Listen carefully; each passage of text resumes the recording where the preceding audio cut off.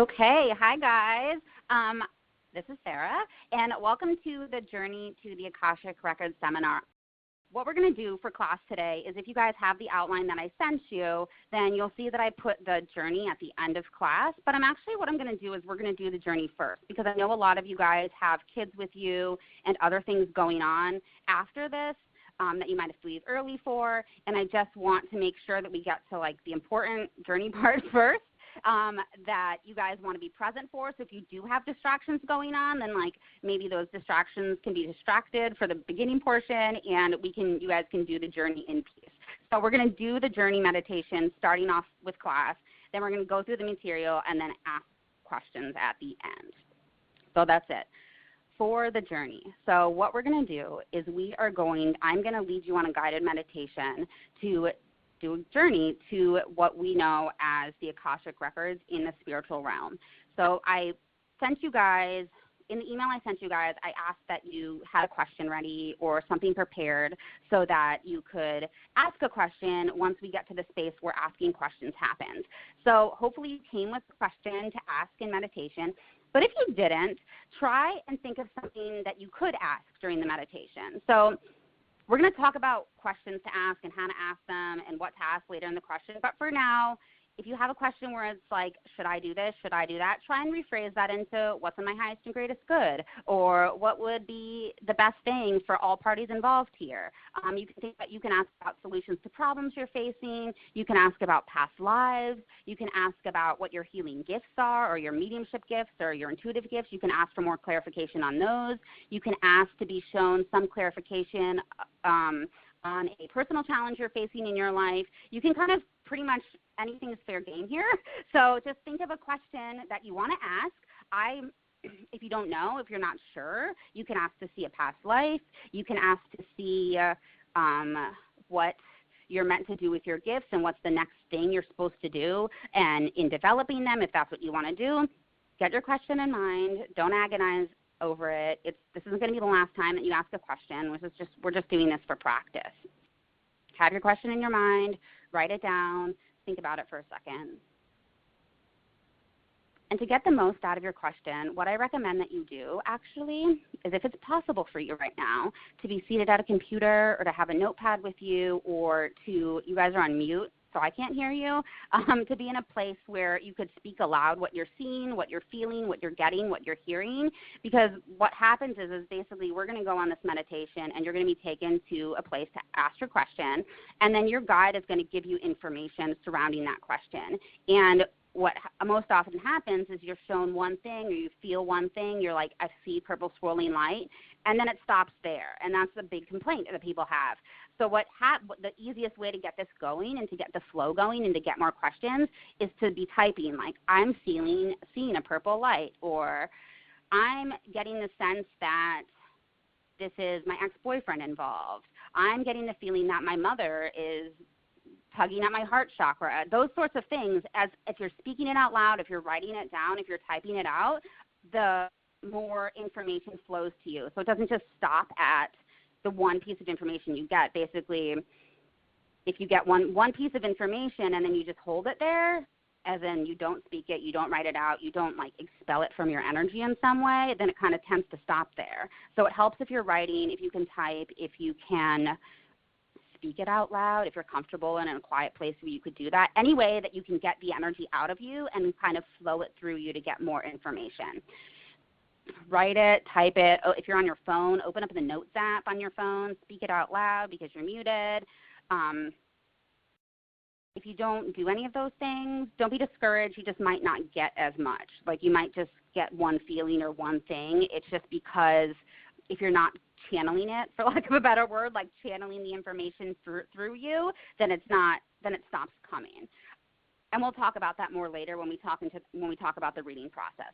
If you guys are ready, have your question in your mind, have a way to take notes if you can do that, and we're going to begin. So hopefully you're somewhere sitting down in a seated position. You can be walking around too, but seated, laying down, some position where you can be relaxed yet alert. Get into a comfortable location where you're seated, laying down, relaxed but alert so you won't fall asleep. Once you're there, close your eyes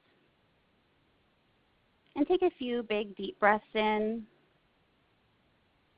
and out. Breathe in again and breathe out.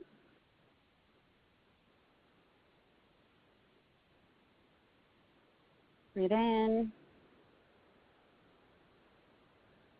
and out.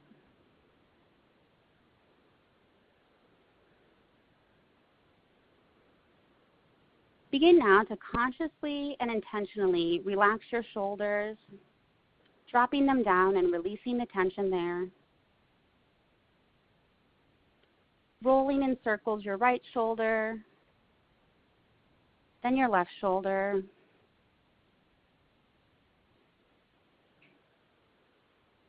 As you do this, begin to turn your intention and turn your focus downward towards your feet. Breathe in. And when you breathe out, breathe down and push your energy and push your breath downward into the earth, out through your base, out through your seat, down into the floor, down into the soil beneath you. Breathe in again. Breathe down. Push your energy and your breath down into the earth.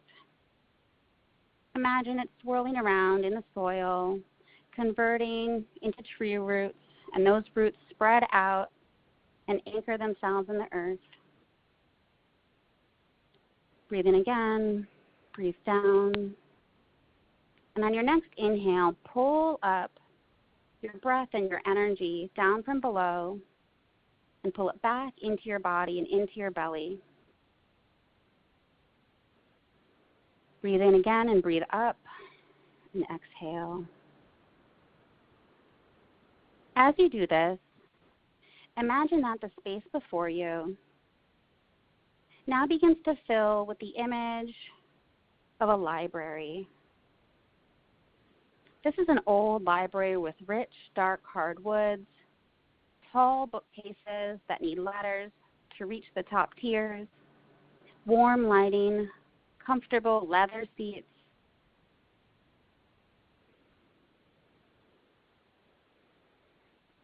And nobody else is in this library.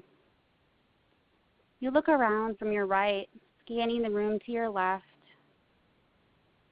The bookcases reach all the way to the ceiling. And you look down at the first level of the library, and back in the rear left corner, you see a door. You start to move back and walk back towards this door in the rear of the library. It's closed. It's dark, rich, cherry wood, and it has a golden handle. You walk back towards this door. You turn the handle and you open it up. Once you open the door, it leads you to a spiral staircase going up. You begin to ascend and climb the staircase, and as you move up the first level and the first twist in the spiral staircase, you are greeted with a hand reaching down from the staircase to grab your hand. You reach out and grab this hand, and it's one of your spirit guides pulling you up and helping you up the twisting, turning spiral staircase.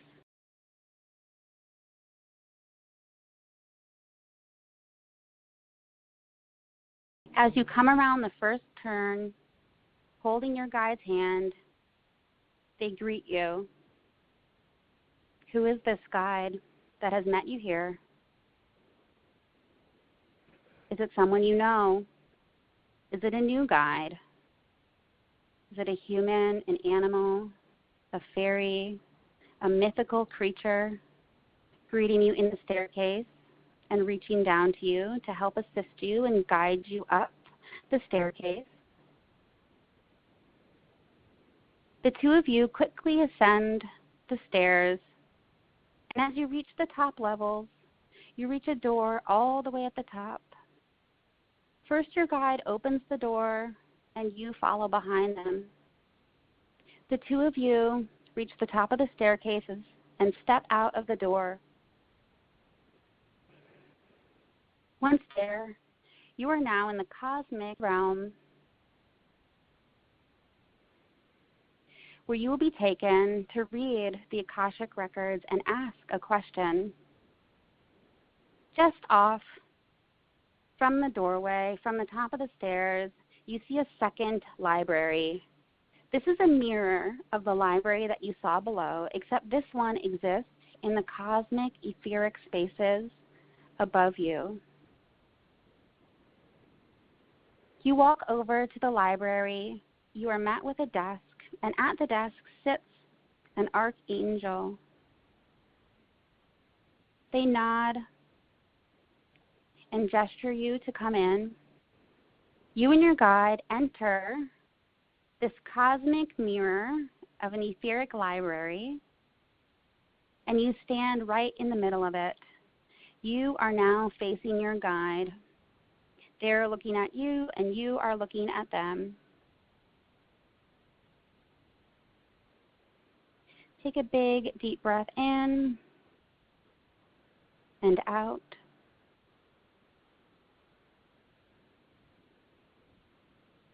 And at this time, your spirit guide asks you for the question that you have come with. In your mind, state the question that you wish to ask.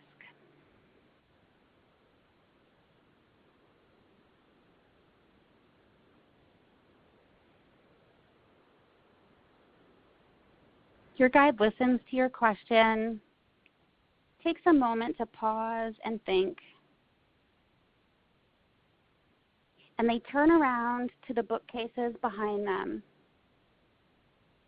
And as they do this, information, letters, words, thoughts, numbers, lift off the pages from the books and are poured in and channeled into your guide. They have posed the question that you have asked to these records, and the answer that you are meant to receive has been given to them. They turn back around to you, and they begin to show you, tell you, and give you the feeling of what the answer to your question is. What thoughts are popping into your mind? Names, words, places. Do you see any images that come to you as memories in the back of your head, in the back of your mind, kind of there but not there? Do you have a gut feeling as to what the answer may be? Has your guide made your hands tingle or your crown tingle or maybe your feet? Have you felt a touch on your shoulder, in your chest? Begin to ask more questions and more clarifying questions to your original query. Ask for more information. Get more details. What does this mean? Can you show this to me in another way?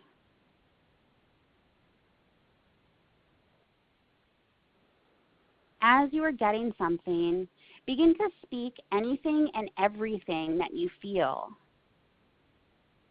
Begin to type it, write it out. I'm getting this. I'm feeling this. I'm sensing this. As the words leave your hands and leave your mouth, ask for more information.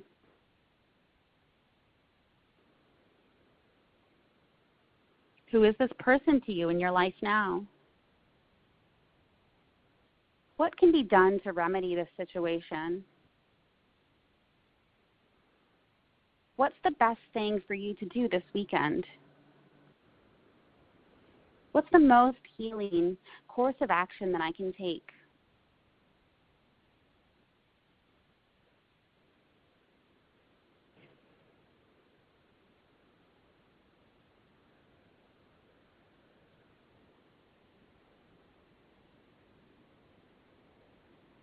If the same thing keeps coming to you, don't worry about feeling frustrated. Your guides may be simply opening up and expanding your abilities to see, hear, and feel at this time. If you're still getting things, keep asking questions.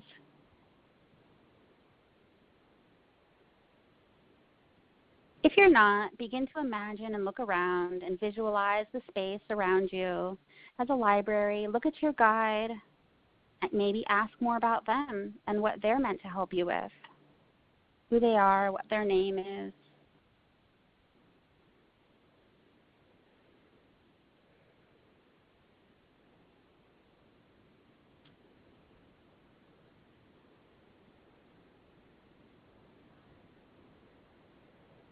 In future listenings to this meditation, you can feel free to pause here to ask more questions, to gain more clarification, to continue to get more insight from your guides. But for now, we're going to end there.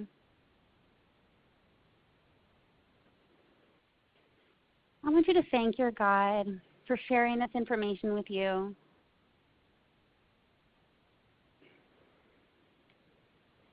As you do this and release your guide from receiving the answer to your question today, they release the information that they received back to the records, and the energy in the form of words, thoughts, letters, numbers lifts away from them and moves back to the books and the pages from which they came. Your guide now turns back to you and takes your hand, and he begins to lead you out of the library. The two of you leave the library. You wave goodbye to the angel at the desk, and you make your way to the top of the stairs, where you entered into the etheric cosmic realm. Your guide then releases your hand, waves goodbye, and touches your back, nudging you down the stairs, saying goodbye and closing the door behind you. They say in the etheric realm, and you move back down the staircase,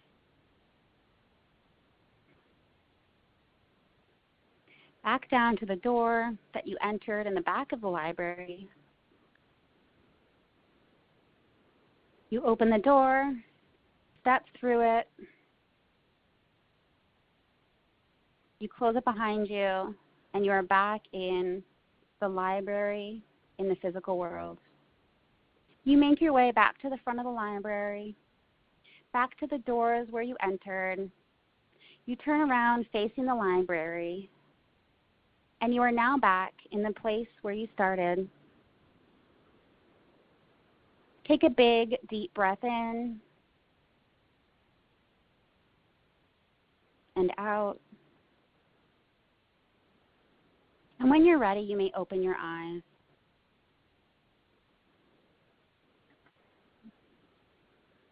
Okay, so take a moment here to kind of come back into your space and come back into your body and the room where you're sitting now.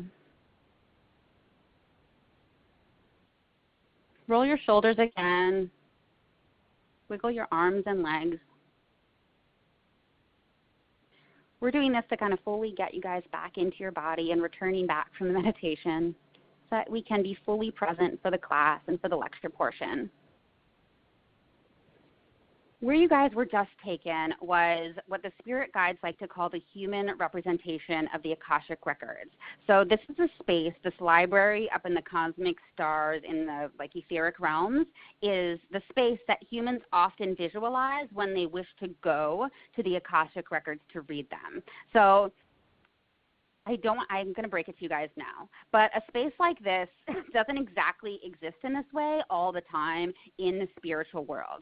So what the Akashic records actually are, there are intangible records that are basically encoded energy, encoded thoughts, encoded information that exists kind of embedded in the universe and the spiritual space and the energetic realms. It is not necessarily this place in this library that you go and visit. What it is it's almost like this diffuse, free-flowing, encoded information. It's an intangible place. Akashic Records isn't exactly a place. It's almost like an intangible, untouchable, diffuse way that information is encoded in the spiritual ethers. And this encoded information regards pretty much everything under the umbrella of the universe. It's almost as though, I like to think of it almost like the Matrix, where there's like this outward-facing environment, and then behind it is a bunch of zeros and ones and codes. And then when you go to the Matrix, and you can like call up what you want to see, and then the Matrix almost puts it before you as that space. And when we humans want to go and visit the Akashic Records and get information from the Akashic Records, what our spirit guides do and what the spiritual world does is they basically gather all this encoded information and energy in order to create this visualization of a library in the stars, if you will. So the way that this works is, I like to think of this, like I said, as a matrix. It's almost as though the Akashic Records, and it is as though the Akashic Records is data about every soul and every permutation that could exist about every soul, or has ever existed in the history of the universe, or could ever exist, depending on any like infinite number of possibilities, all exists within this encoded information in the universe that we know and call as the Akashic Records. We call it the Akashic Records because it's like a record. It's a recording. It's all encoded information that's embedded in our world, in the spiritual world, in the energetic world. And it's about anything. So I know a lot of you guys, we have varying levels of expertise on the call today and listening to this class, and many of you have experience giving readings and have experiencing calling your guides down and having your guides deliver information in other people's guides. And what is happening here is basically your guides are collecting information from the Akashic Record and channeling it down and giving it to you regarding the question that you have asked. So that's what's happening here, is the Akashic Records are this diffuse, free-floating way encoding of energy in the universe. It's like data that's encoded. You can think of it like A Beautiful Mind, the movie, or like the Matrix. And when you go to the Akashic Records, you ask a question about any soul, anyone that exists, and anyone that ever existed, could ever exist, your soul history, anyone else's soul history, future, past, present, any permutation of any soul event that could happen in your soul history now and in the future is available to you within the universe and within these Akashic Records. It's almost as though when you ask a question of it, you go to the records, there's like a computation happening behind the scenes where numbers are computing and words are computing and spirit and universe is computing to kind of provide you with the representation of your answer to that question at the exact moment and time and space in which you ask that question regarding all the current situation and all the current events that you know.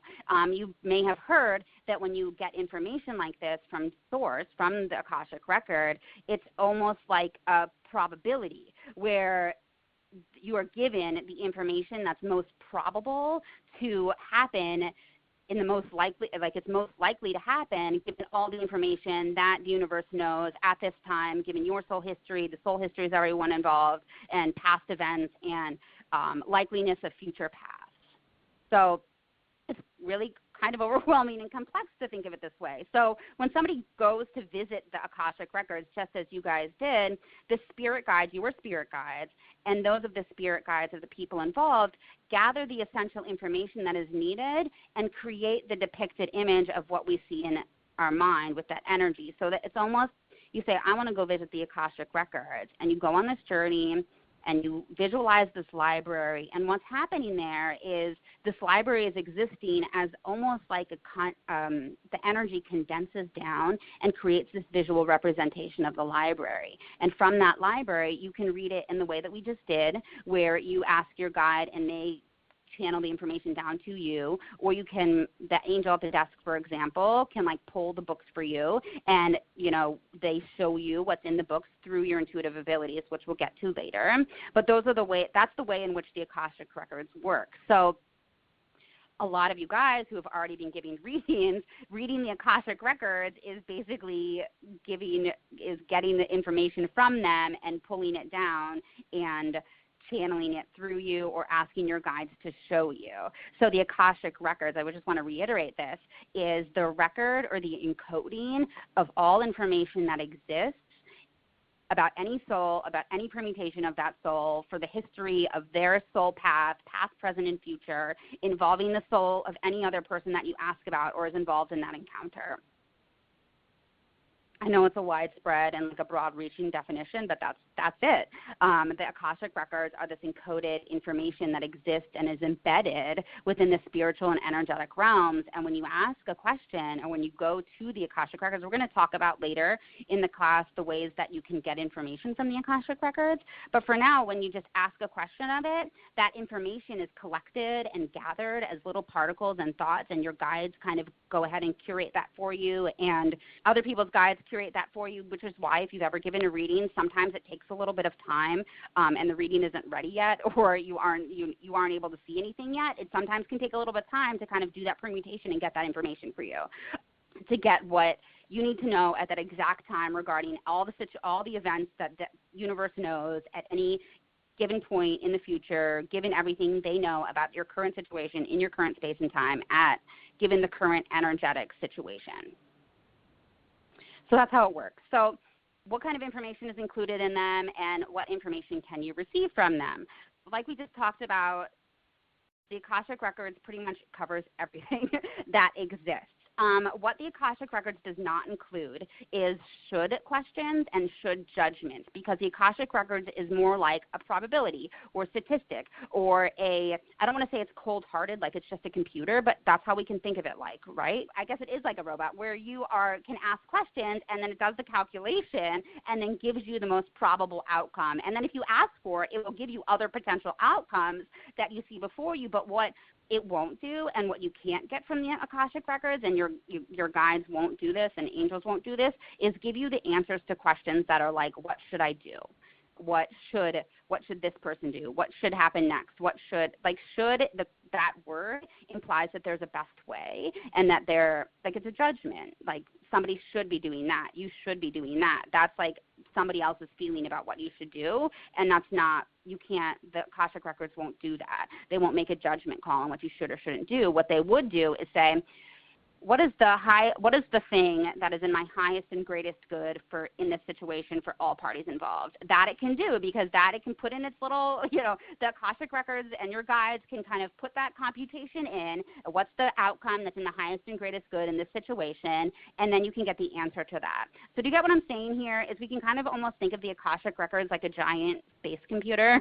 I know that sounds very like floaty and intangible, but that's the best way that we can describe it, is we can think of the Akashic records like a computer, where you go in and you put in a computation and you say, I want the solution to XYZ problem. I want to know the mathematical solution to this X plus Y plus times Z. Like, what does that equal? And the Akashic records can tell you that, but it's not going to like tell you what X or Y should do. It's just going to tell you, put all these facts that we know together. What's the best outcome? What's the most probable outcome? What's the most likely outcome? That's what type of information you can get from it. So just by itself, the information that's embedded there is any likely or any scenario, any soul, any information about any soul that exists now, has ever existed, will exist in the future, your past, your present, your future, any permutation of events that could happen, the infinite number of paths. The information that exists there is literally infinite. So you can know about anything. And I say souls that exist now and don't necessarily, I mean souls that are living now, and when I say souls that don't exist now, I mean souls that are not physically incarnated on this earth, which means you can ask questions about your spirit guides and who they were in past lives, and how you were related to them in past lives, and how you might be in a relationship together in future lives. You can ask questions about deceased loved ones, and we'll get to, I know that, so you have questions about that. We're going to ask about questions about deceased loved ones later on in the call, but basically any soul's history that ever existed, could ever exist, will ever exist, and their past, present, and future, all is information that's available and is encoded within the spirit time space that we call collectively the Akashic records. Now, I already briefly talked about what they look like, and what they look like is there are two ways, basically. The library, the Hall of Records that I took you to, which is what it looks like when the energy of the record encoding of the records is gathered up and given a visual representation. Other than that, the Akashic Records kind of looks like nothing. It's like just embedded code, embedded information that exists in the ethers. It doesn't have a look. I mean, it doesn't look like anything. It's like asking, it's asking what air molecules look like, right? That's what the Akashic Records are. It's like, well, what does the molecules of air look like? Well, I guess it looks like, little atoms when you get down to it and like look underneath, you can even see them in a microscope. Like you just can't, it's not something that we can necessarily see when it's not all gathered and presented to us in a library. Instead, what we see is when our guides give us information and we get information from the Akashic Records, we see, we feel, we hear what the energy and what the message and what the Akashic Records tells us as an answer to that question, as like the solution to the problem that we inputted, for example. All right, so now we're going to get to the good part, which you guys, probably most of you want to know, which is how to access and read the Akashic Records. So there are two predominant ways to access the records. There's the way that we just did, and then there's the way that I do, and that probably most people do after they get out of like the standard way of doing it in the way that we just did. So the two ways to access them are through a guided journey or through a journey to the library where you visualize yourself going to this library-looking place. That's the visual representation of the Akashic Records, where you visualize yourself going there, where you ask somebody there or you yourself go to the bookcase and allow yourself to be guided to pull out the books that you need. Visualize yourself doing this, and then you open it up and you let your guides channel the information to you, or an angel you can use an angel too, to deliver the information to you, to collect it. Like as you can almost think of the person that you go to the Akashic Records with or you visualize there as your librarian, and you go to the desk and you go to your spirit guide and you say, I'm looking for this book and this is the call number that I need. And then they go and get it for you and then bring it back and show it to you, tell it to you, read it to you basically, tell you the information that's in there through your intuitive gifts, through your clairvoyance, your clairaudience, your clairsentience, your claircognizance. That's how they deliver the information to you.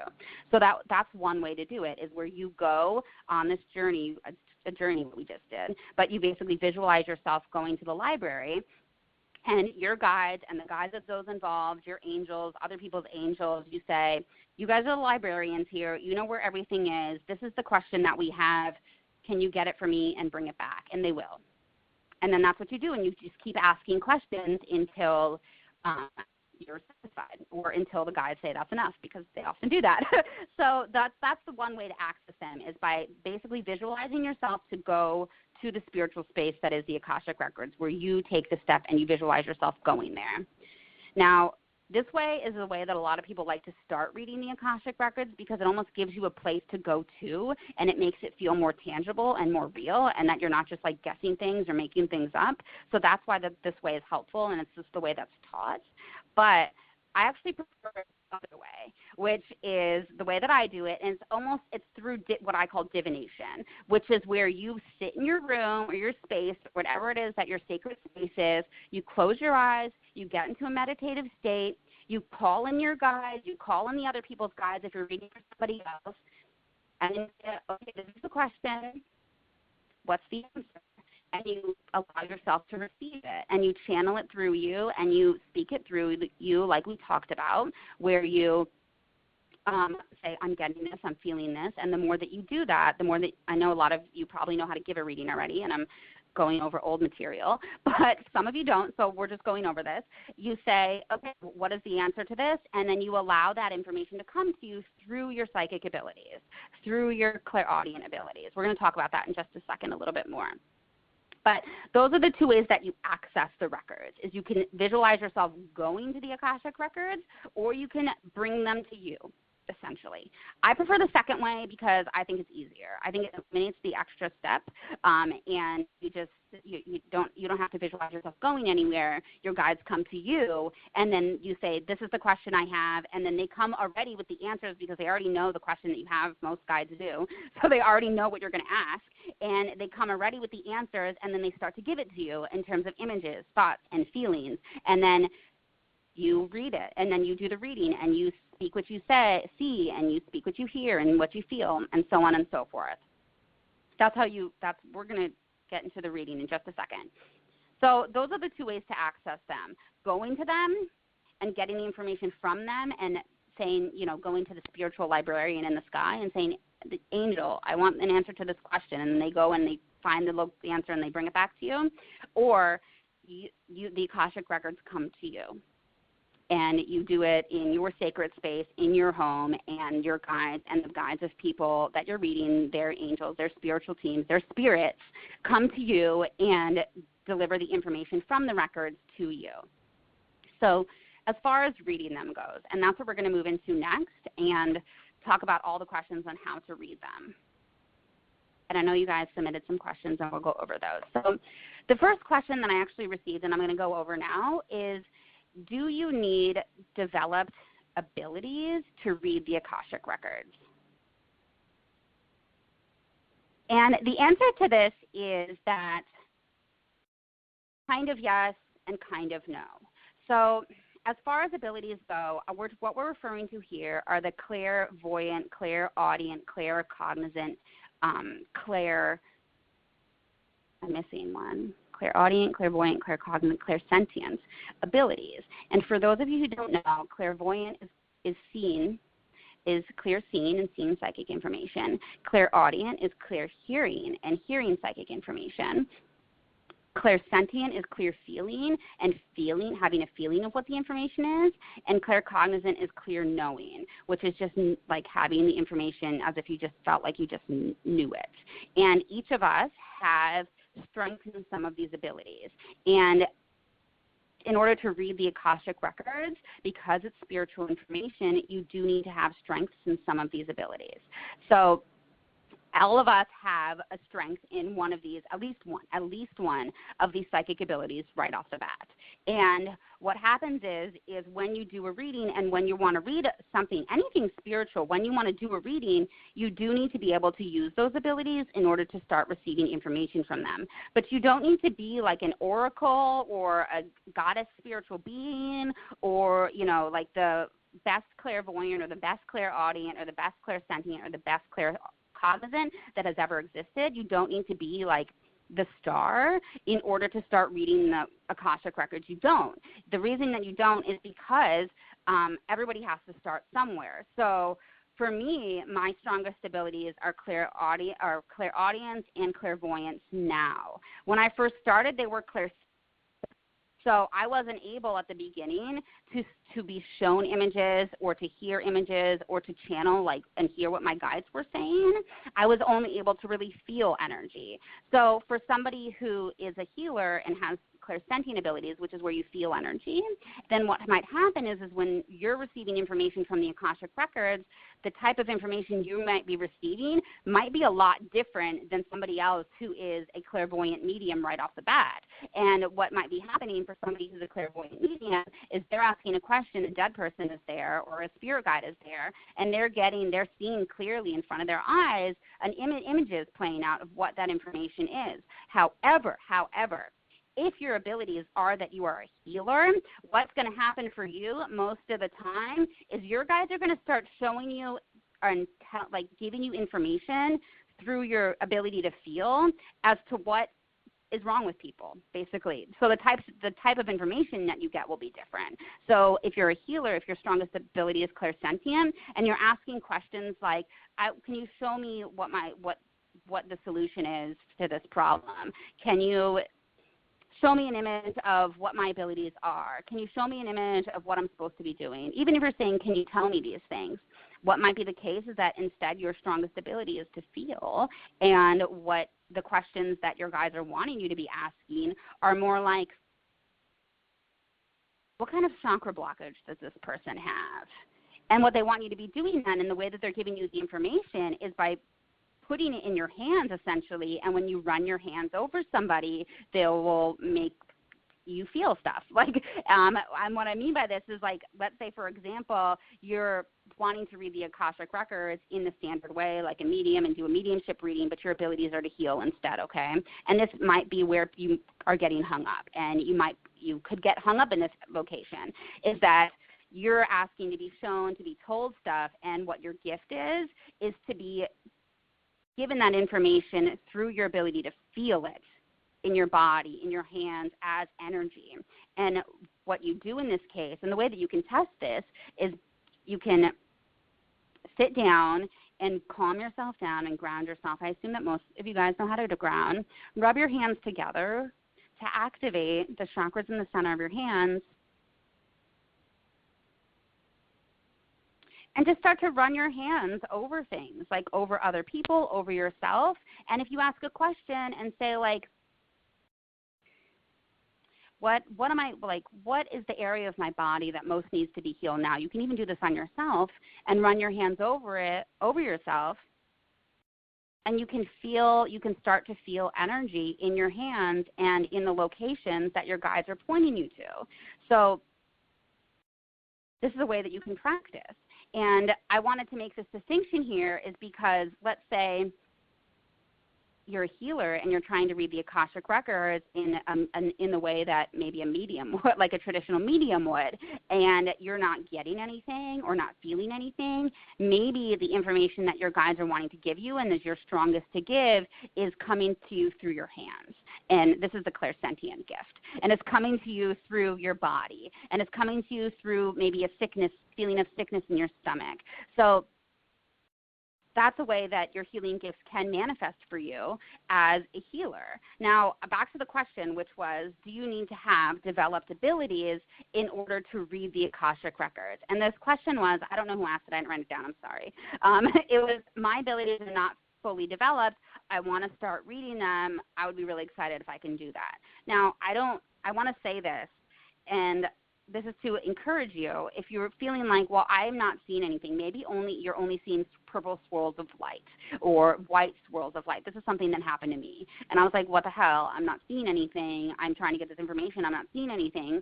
What you can do is start to use these Akashic records visits or readings to develop your abilities. So even if you're not like feeling really super strong on your clairvoyance or your clairaudience or your clairsentience or whatever it is, you can use visits to the Akashic records with questions that you have to ask on and to further develop and further strengthen your abilities. So you don't need to be a goddess oracle right when you first start doing Akashic records readings. You can use them to practice.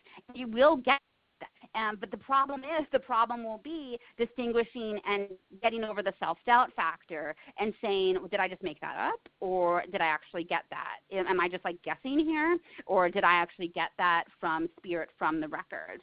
And most of the time the answer is, even if you feel like you're just guessing and you're just blurting stuff out and you're just like making stuff up, like as if you're just, I don't even know, like just shooting the shit and like getting and just practicing getting stuff and thinking that you're guessing it, most of the time, pretty much always, this is like actual information that you're getting.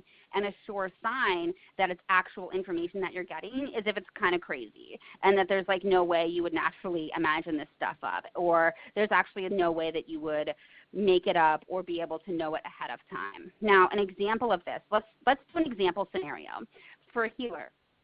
And you say, okay, I want to ask the Akashic records what area, what chakra my sister most needs to heal. Of course, you'd get your sister's consent. We'll talk about that later. But you say, okay, spirit guides, my sister's guides, I'm calling you in. What chakra does my sister most need to develop? Now you can take a journey there and visualize yourself going to the library, or you can have the guides come to you.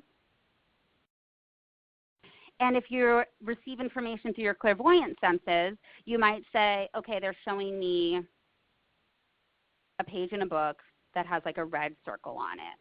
And then that might be an indicator to you that that would be a root chakra. If you're clairaudient, then you might feel or know, and then the idea just might pop into your mind. It's root chakra, and that's when you most feel like you're guessing, when it just pops into your mind like that. But it's almost always right. And then if you're clairsentient, for example, the way that you would get information this way is you would then, if your sister was sitting right in front of you, or even if she wasn't, what you would do is you would visualize her standing in front of you. With your hands and with your palms facing out, you'd run your hands over her body, and the area of her body that felt the most hot, that was throbbing the most strongly, that was feeling the most tingly, you'd say that out loud as you went, and you'd say, okay, I feel this ache in my hand. I feel like my hand is cramping over your right hip. And you'd go up and up over her body and then begin to feel those things and speak it out loud and say, okay, I feel a pain in your heart. I feel hotness in my hand over your neck. And just say those things out loud, and chances are, if you're clairsentient, you're getting those things, then your sister will be able to validate, yes, like I have this broken heart that hasn't healed from this old relationship. Yes, my hip has been feeling sore, those sorts of things. And this is the way that you can use the Akashic records to validate and to practice your gifts. Okay, so to reiterate, you guys don't need to have your abilities developed, because what we're doing here, and by reading the Akashic records and by doing readings, that's how you're practicing. Okay, that's how you have to practice somehow, and you have to do it somehow. And by doing the Akashic records and reading the Akashic records, this is a way that you can practice. So now I want to talk about the way that you can practice, and the way that I recommend that you practice getting information and receiving information and practicing getting that information. So you can ask questions for yourself or for others, and we're going to get into the specificities of that in just a second. But what you guys do, and what I like to do, this is the way I do readings, is, and I'm going to teach it to you in the way where you bring the Akashic records to you, and you bring your guides in, and you bring the other person's guides in, all right? Because this is the way I do it. I think it's easier this way. If you want to, you can put yourself up in the spiritual library in the sky and visualize yourself there, and visualize this whole scene playing out there, and that's fine. But I just personally think it's easier if you're doing it and you're bringing the records to you. So the way that you do this and the way that you practice, let's say you're doing this for yourself and you want to ask a question, okay? And you just want to ask it for yourself. You just close your eyes, find a quiet place to sit, wherever your sacred space is. You sit down and you ground yourself. And we did that in the beginning of the meditation. And you visualize your energy going downward into the earth. And then you bring it back up, and then I like to take it a step further. And these other steps that I do help clear your energy and help get it so that you are the most clear to receive the best, I guess I want to say like the best energy that you can possibly receive. Because let's say for what we did in the beginning of the reading, you were doing a reading for yourself, you were just asking a question, but let's say you wanted to take this a step further and start doing it for other people and start really practicing for real, like you're going to do readings for other people. The way that you do this is by thoroughly clearing your energy before you do, because we can think about it this way, is that you ground your energy, and what you want to do then is to remove all cords, to clear your aura, and then call in your guides, call in the other person's guides, and ask your question. And then your guides and their guides will start giving you the information through your psychic senses. And you want your energy to be clear, because if you think about this, if they're giving you information through your psychic senses, which exist in your spiritual energetic body, if your energy isn't clear and it's passing through this filter where you have like a cloak around you, you have cords attached to you, you have all this crap in your aura, you're not grounded, you're a little floaty, then what could happen is all that energy could pass through a filter, and you could accidentally read it through that filter and start giving information that comes more in the lens of that energy that isn't cleansed, and instead of coming from the lens of purely from their spirit guides. This is also true for like any reading, any healing, anything that you do here on out is making sure that you clear your energy so that when you do receive information and channel healing energy, healing guidance, divine information through you, you are doing it from a clear state where you don't have any cords, where your aura is clear, where you're grounded, where you are fully centered and fully present. Because let's say, for example,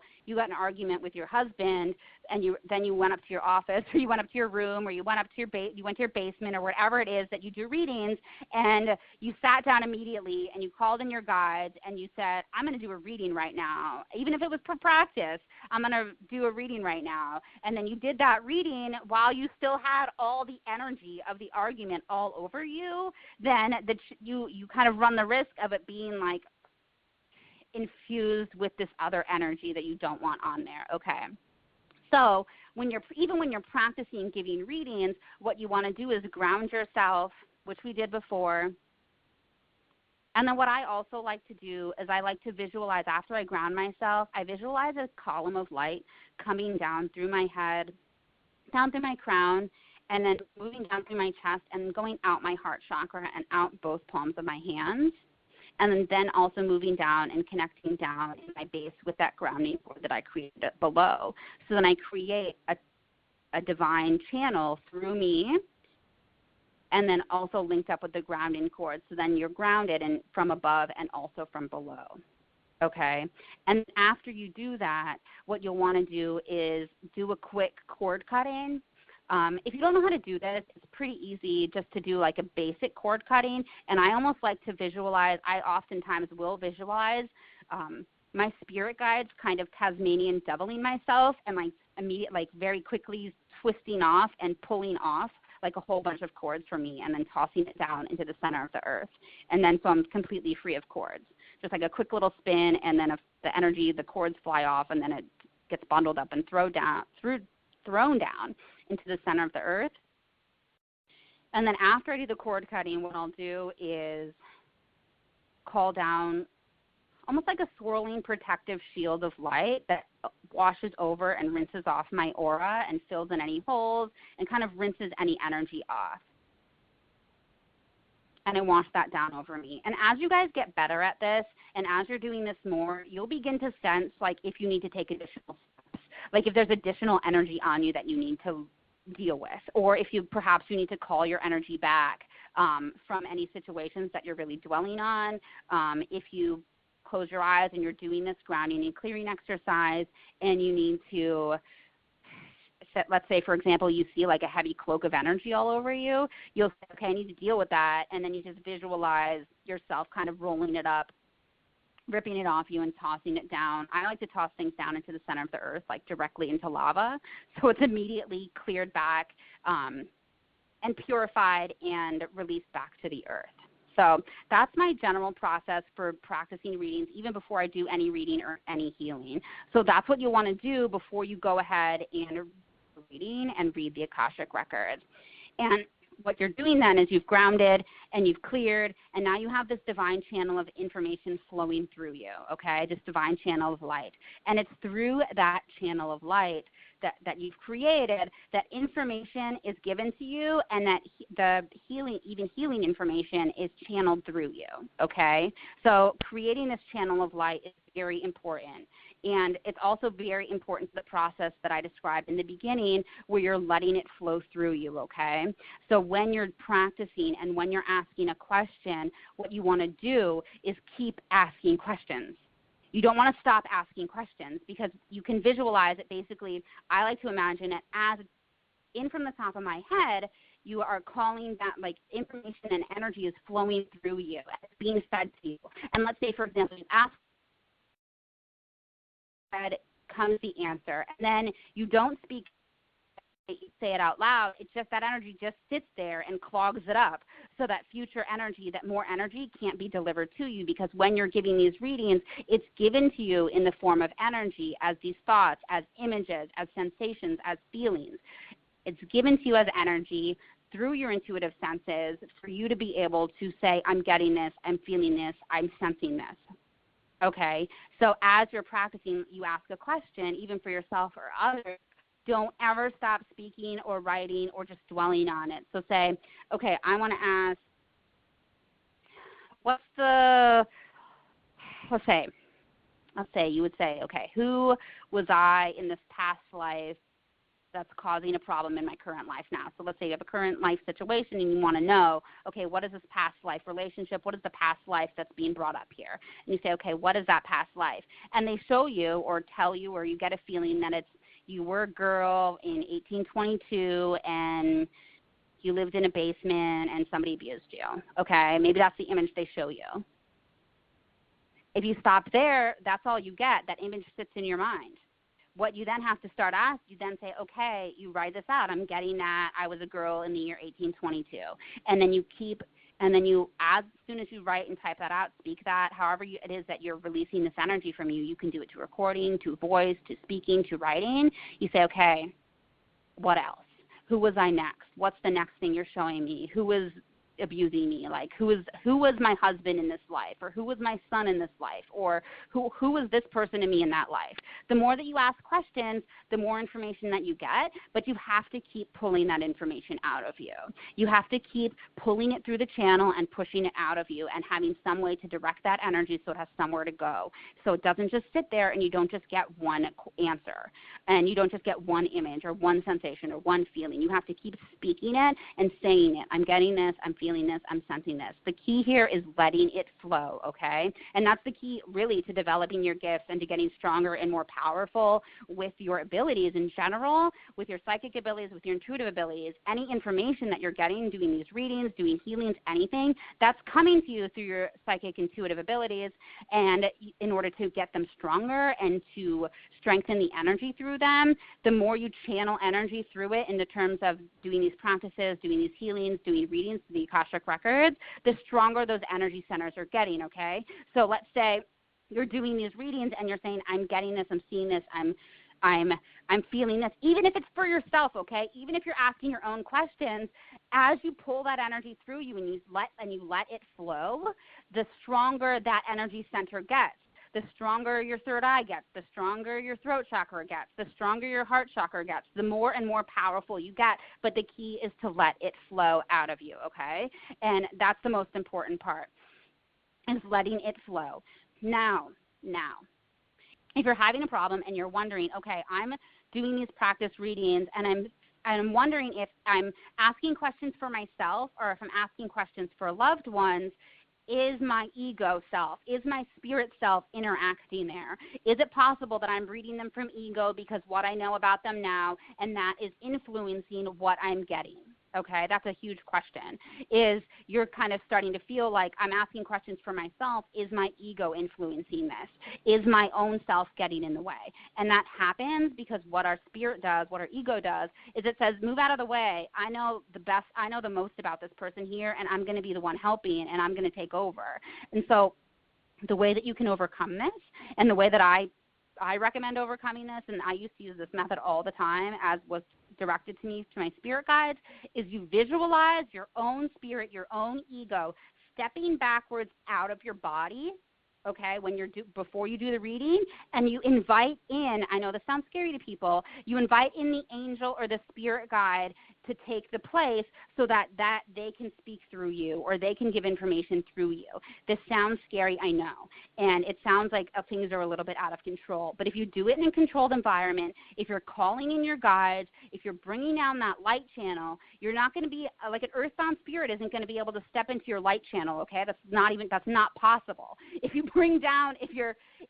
are bringing down a divine channel of light and you're saying, okay, I'm doing this reading for the highest and greatest good of all parties involved. I'm only allowing spirit guides to come in, like absolutely no lower entities are allowed in here, and you are doing it in a controlled way, in a sacred way, where you're calling down a light channel. The best way that you can avoid your ego getting involved is by visualizing yourself stepping out, and visualize the spirit who is speaking stepping in. Okay? And then when they're done speaking, they'll step out and you visualize yourself stepping back in. The end. You're not going to stay possessed. They're not going to stick around. Like, it's possible for an earthbound spirit to step into a light channel. They can't do that because, remember, they are not connected to the light because they stayed earthbound. So it's not even possible for that scenario to happen. Okay. So moving on. How do you ask questions, and how do you read them for yourself and for others? All right?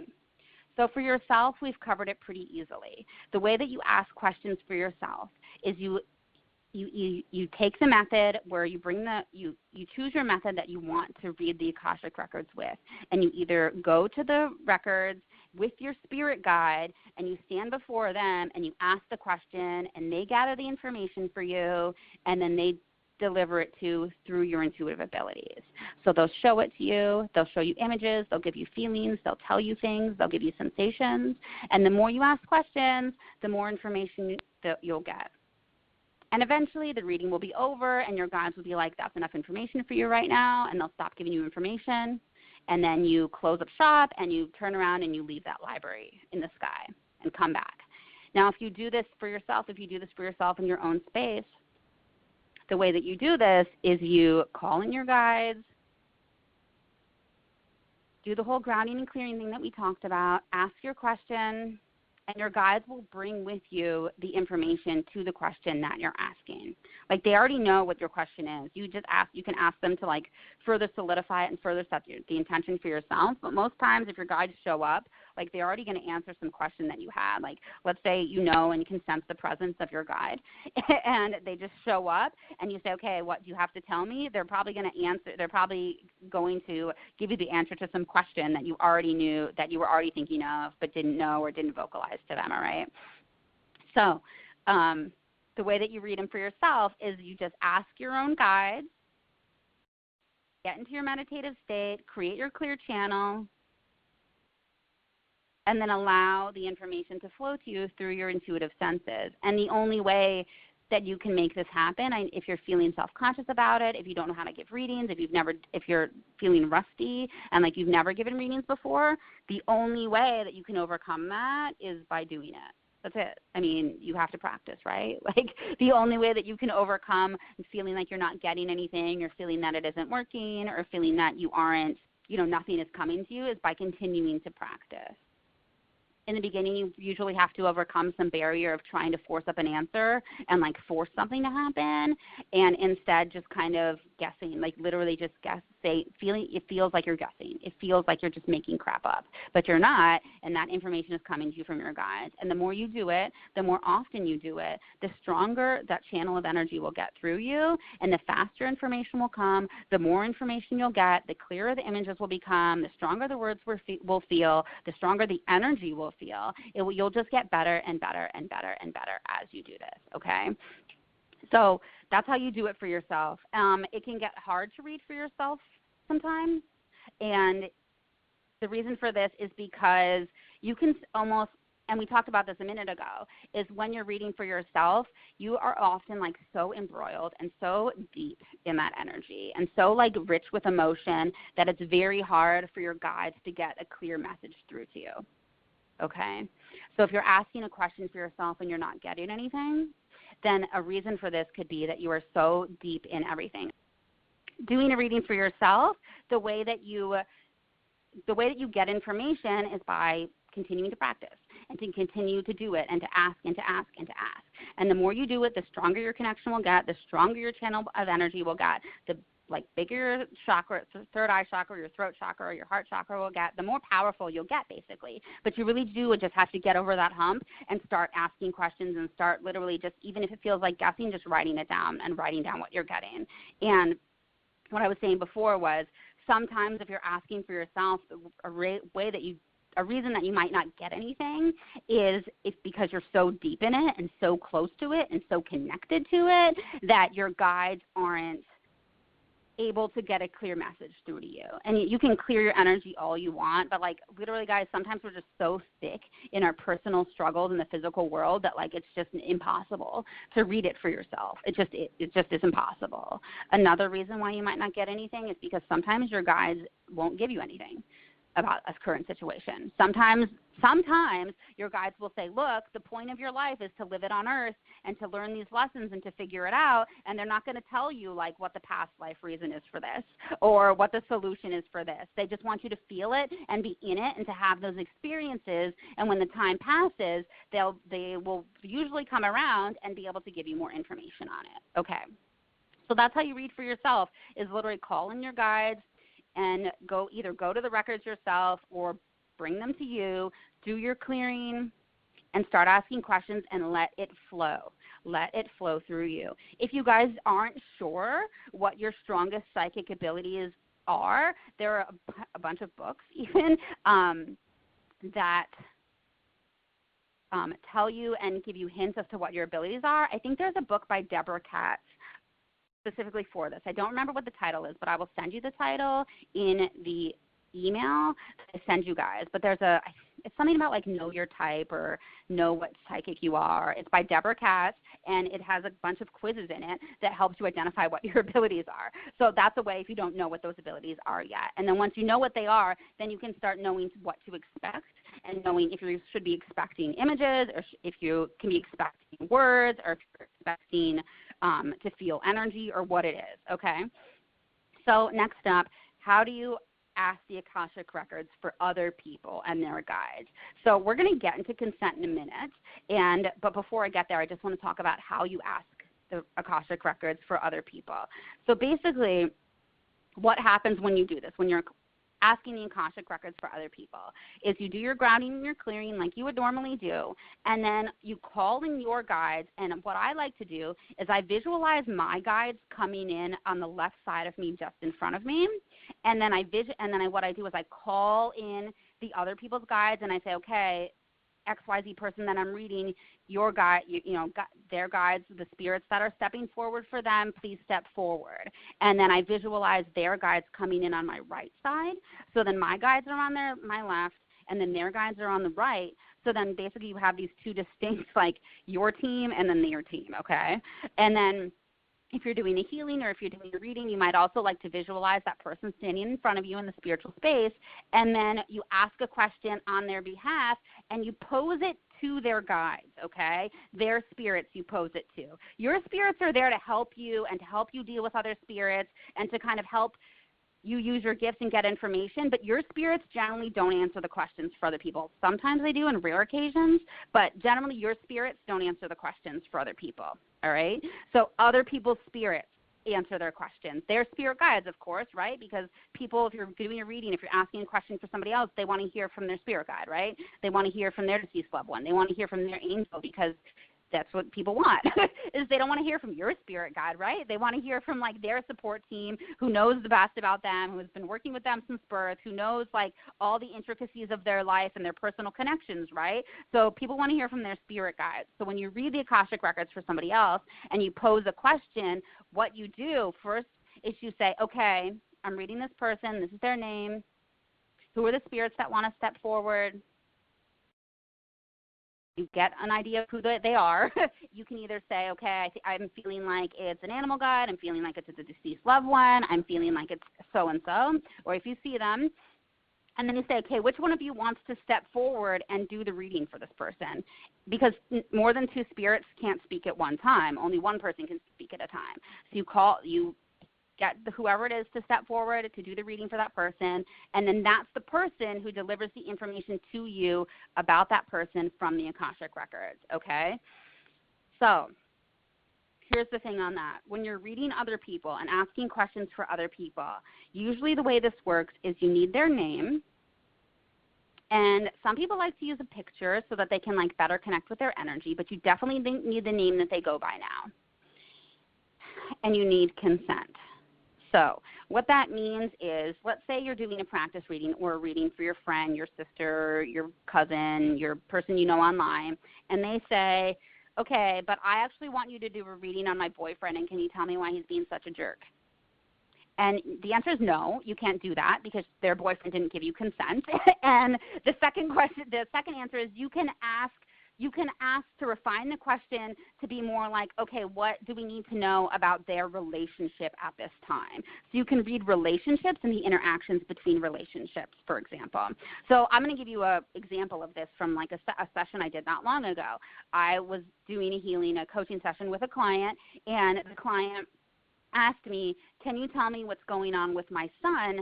There's something between us. I don't know what it is. Does he hate me? Like, does our energy clash? Like, what's going on there? And what you need to do a reading with a relationship is you do need the name of the other person. And then you can read and ask questions about the relationship between those two people, but you generally cannot then go into this third person's life who didn't give you consent to do a reading on them, okay? So that's a little caveat about relationships there. Now, about consent. I'm going to talk about this, and if you guys, we're kind of finishing up here in a minute, and then we're going to get into the Q&A, and you guys can ask more questions about this whole thing and that sort of thing. So briefly about consent and getting permission. Now, there's kind of two schools of thought about getting consent, and one school of thought is that you technically don't need consent to read some. This is not my school of thought, but this is one. You technically don't need consent or permission because no matter what, your guides and their guides will only show you what it is you're meant to know. So even if you do read somebody without their permission, even if you do look into somebody's life without their permission, and hey, it happens because sometimes when you get better at this, what happens is you wonder out loud about this person. You need to say, hey, I wonder why that person is being such a jerk today. Like, I wonder what happened in their life. Like, you just wonder about it. And then, like, you see images, like, of them fighting with somebody. Like, it happens. It accidentally happens. And what's happening here is your guides then are showing you information that is helpful for you to know, but not more than that. So the idea here is that your guides and their guides will only give you the information that doesn't break privacy, and the information is to, like, give you more compassion and to help you understand a situation better. So that's one kind of school of thought. What you don't want to do, and what I would never recommend, is like getting the name of somebody and like really digging into them and asking the Akashic records like tons of questions about their lives and their past lives and everything like that without their consent. I just don't recommend that. Like, it's not ethical to do that. But the general rule of this is to do a reading on somebody else, you do need consent. The way that I like to do this is I like to get like actual yes, like you can read me, and the way that most people do this is you exchange money for a reading, right? Like, so someone buys a reading from you, then that's their consent that you can read them. Let's say somebody asks you a personal question about their life, and then you would say, okay, do you want my advice on this, or do you want me to like do a reading on this? Then that's one way that you would get consent. And that's like explicit consent, okay, of somebody who is an adult who has the ability to tell you yes or no. There's also the idea of spiritual consent, where you can ask their spirit if they consent to be read. I do not recommend the spiritual consent method for somebody who is alive and who has like mental capacity in order to actually consent, okay?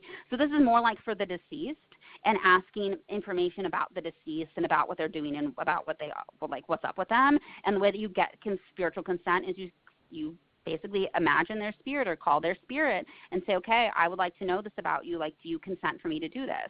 And you can usually get like a feeling of openness, or like almost a feeling of like the answer is a firm no. And the firm no for clairsentience often feels like almost like a stabbing in the chest, or like a pit in the stomach, or just a really like firm like feeling of rejection energy. So that's how you know like the answer is no.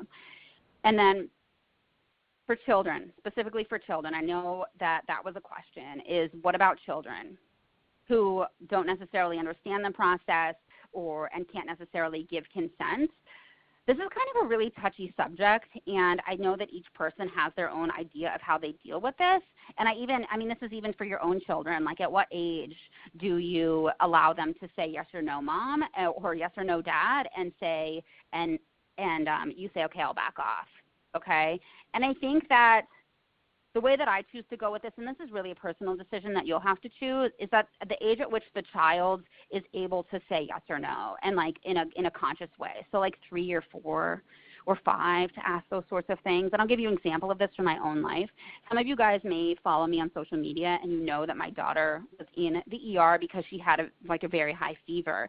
And it got to the, medicine wasn't working, nothing was working. I asked her several times if she wanted mom to heal her, basically for me to do a healing on her to deal with the fever. The first 4 or 5 times I asked, she told me no.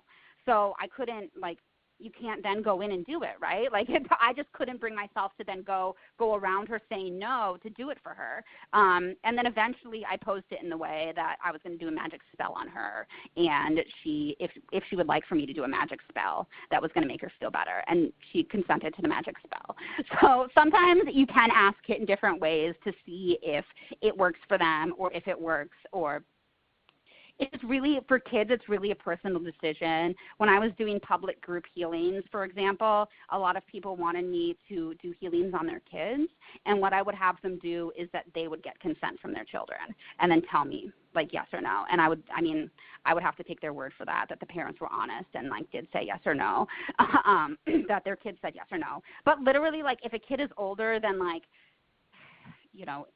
7 or 8 and can have a more or less of an understanding of what's happening, and you can ask them yes or no, and they say no, then the answer is no. And I personally wouldn't do the reading then, and you can make your own choices on that, but my personal recommendation was if somebody is living and breathing and able to give an informed consent, then allow them to do that and give you the yes or no answer, regardless of what you feel is best there. It's up to that person who has the ability to give yes or no informed consent. Okay, so before we get into the Q&A section, I'm just going to move into a couple troubleshooting questions that people might have. So types of questions that you can ask. We talked about this briefly in the beginning, where highest and greatest good type questions like factual, permutation, answers to firm solutions to problems that can be given to you within a probability statistic type fashion. Those are good questions that you can ask. The only question that I know never gets an answer is if you ask it in a way where you say, should I, or should they, or would, just in a way that just using the word should. Avoid using should and try and rephrase it into what is the highest and greatest good thing for me to do today? What is the highest good for me to take in this course of action? What is the highest good for my client to do regarding their husband in this specific situation? Asking what is in the highest and greatest good and would bring the most healing and the most resolution to all parties involved. Those are the types of questions that work best in reading the Akashic Records or doing any reading or any healing, is highest and greatest good. But beyond that, any question is fair game so long as you're working within the framework of consent and you're not reading people that didn't consent to be read. You should be good. It should be good. But if you're not getting anything, and sometimes this will happen, is if you ask a question and your spirit guides just look at you with nothing, no answers, then the way that you overcome this, and there's a couple of reasons why this might happen, is you can ask the question in a different way. They might want you to ask it and to phrase it in a different way, and they might feel more comfortable answering it if it's phrased in a different way. So if you're not getting anything and your spirit guides and the other person's spirit guides are just looking at you and being we have nothing for you, try and ask it in another way. And keep asking variants of the question in different ways until the spirit guides give you something. If they keep not giving you any information, zip lips on it, it is possible and does happen that the information that you want might not be available to you at that time. It might not be available at all. The guides might not be prepared to give it to you. Your soul might have told them before you were born, not to give you information regarding that specific situation. This happens. In your soul contract, you might have known about some specific troubling situation, and your soul said, look, if I come asking to you, spirit guides, when this situation in my life happens and I want help, don't give it to me. That might have happened, and in which case your spirit guides are going to honor your soul contract because that is their job, and they're not going to give you the information, okay? So when spirit guides aren't giving you information on that, whether it's for you or somebody else, there's a reason for this. It's not because you're blocked or you're not getting anything. I mean, sometimes you can be blocked on reading somebody else and getting questions for somebody else if they have some barrier to their energy that doesn't want you to read it. But most of the time, it's not because something wrong with you. It's because the information isn't available, or the guides may have a reason for not wanting to share it. And usually if you press them and you say, okay, well, when can I get an answer on this, or why can't I get an answer on this, then they might tell you why. So try that and try troubleshooting and asking in that way. So if you're not getting anything and why this might happen, it could be because you're asking the question in a way and your guides want you to ask in a different way, or that information might not be available at that time and they might not have a reason to share it. A third potential reason might be actually because you do have a third eye blockage or a crown chakra blockage, okay? This happens when you're giving readings and giving healings. Other people in your life usually, or you yourself, might actually put a blockage in front of your third eye or in front of your crown chakra. So if you feel that that is a reason and you ask your guides, why am I not getting anything, and you feel that there's a blockage or they show you that there's a blockage, go ahead and remove it first. And check for those things before you do readings also. Check for those blockages, because those would hinder your clarity in which you are getting information and ability to receive information. So if you're not getting anything, ask again. The information might not be available for you at that time, and the guides might have a reason in which they're not sharing it. Try again a couple of days later if you're asking for yourself, or if you're in a reading with somebody and you're not getting anything, say your guides aren't telling me that, or I'm not getting information on that. Don't take the blame for it. Like, if Spirit's not giving you anything, be honest and say that I'm not getting anything. I'm not getting anything for this. So, yeah, that is it. So that's it, guys. Those are all the points that I wanted to cover today. So we are now complete with the information that I had to cover in class today. So we went in the beginning of class. I know some of you joined us a little bit later.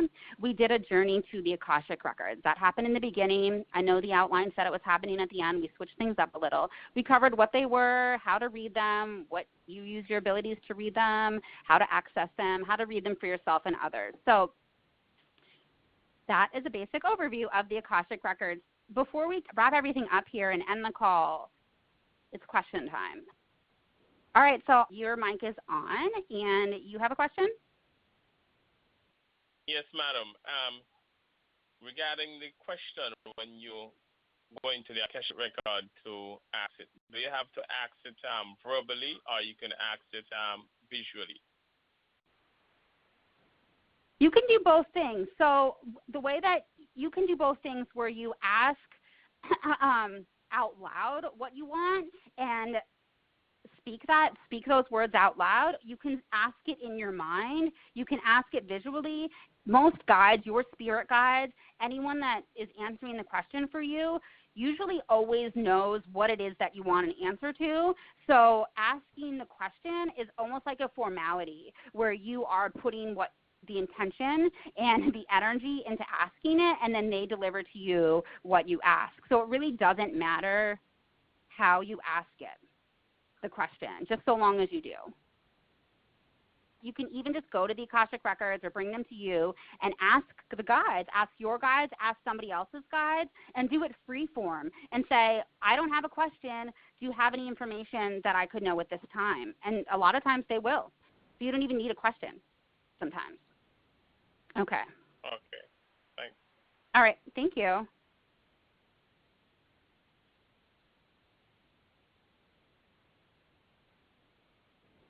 Okay, your mic is on. So go ahead and ask your question. I just wanted to say thank you, for doing this, because this answers a lot of questions, and you answered all of my questions, but I just wanted to tell you thank you. Oh, thank you so much. I'm glad I answered all of your questions. At times I felt a little all over the place, so I'm glad I answered all your questions. All right, thank you. For me, it was all succinct. I loved it all. It was perfect. All right, yay, thank you so much. All right. Okay. All right, hey, thanks. Yep, bye-bye. Bye. Okay, I'm going to take you off back. I'm going to put you back on mute. Okay. Okay. Yes, is there a limit on how often you should try to access the records? No. There isn't really, basically I ask my guides questions like every single day, many times, multiple times a day. If you reach a limit, like if you're asking too much, like let's say you're asking with Oracle, you can ask them with Oracle cards even. Let's say you're asking too much. Oftentimes, like your guides will tell you like no more, like you're psychic, no more, like you're not getting any more questions. Like that's a time when they won't give you any information if they say like you're like, if they basically don't want you to ask anymore. And it's not because they're like being jerks or don't want to give you any information or you're being bad, but oftentimes they'll just be like, all right, we have you to kind of digest what you've been given and then come back and ask for more questions. If you're pulling cards, and this happens, and I know this is probably happening to some people on the call, has happened to people on the call. If you're pulling cards and you're like pulling too many cards and asking too many questions, oftentimes you'll pull up the Oracle card that tells you like, you know, you're focusing too much on outside answers right now, and you need to focus on yourself and find the answer within yourself. So there's not really a limit, and if you do hit a limit, then they'll tell you, or you won't get any information, or it'll come up, or you'll get some notification that you've reached the limit, if that does happen. But I say just go for it and like ask as many things as you want, as many times as you want, until you get tired, because you can get drained by doing these types of readings and by asking information. So if you start doing actual like readings for other people, then you might want to limit it to like 4 a day, or I find that most people actually the max is two readings a day, to like actual full-length readings a day, and then you get pretty drained. And that's just like a physical limitation, because there is a lot of energy flowing through you when you do read the Akashic records, that it can be very draining. Okay. Does that answer your question? Yes, thank you. All right. Did you have another question?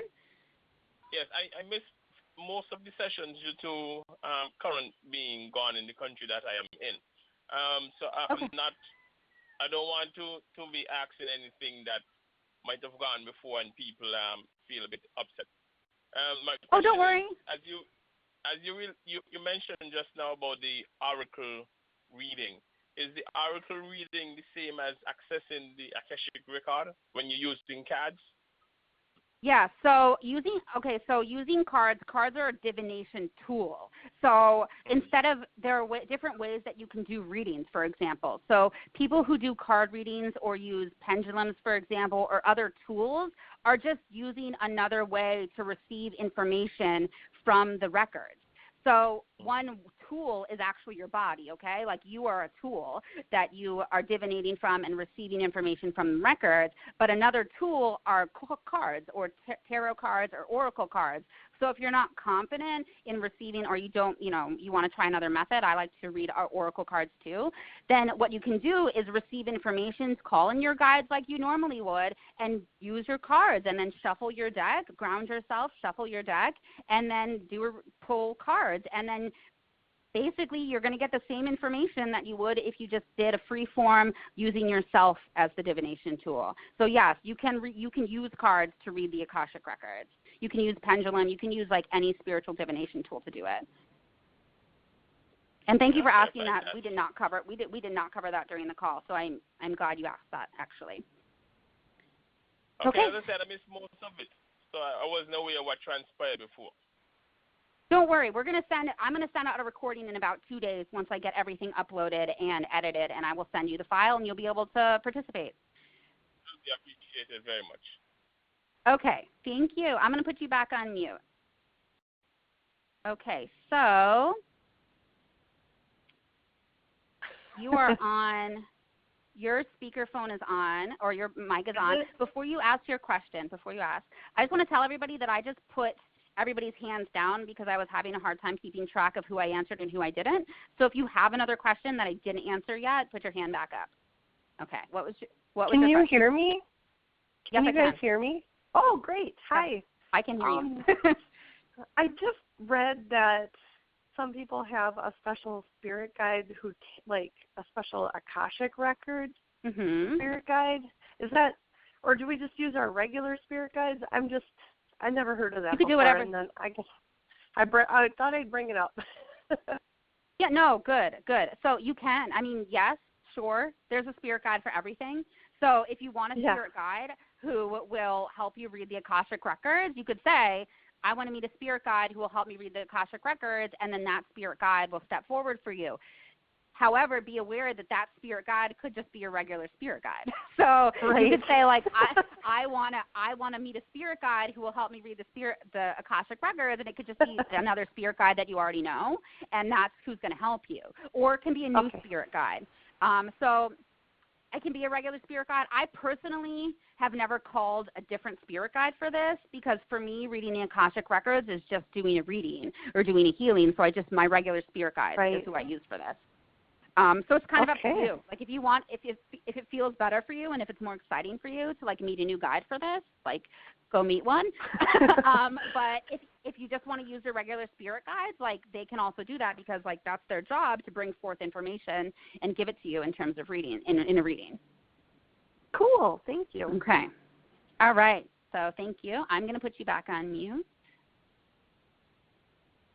All right, so we don't have any more questions today, and if you guys don't have any more questions, then I guess we're done. So thank you all for being here and for attending this class. I hope I answered your questions, and thank you for joining me on the call. Bye-bye.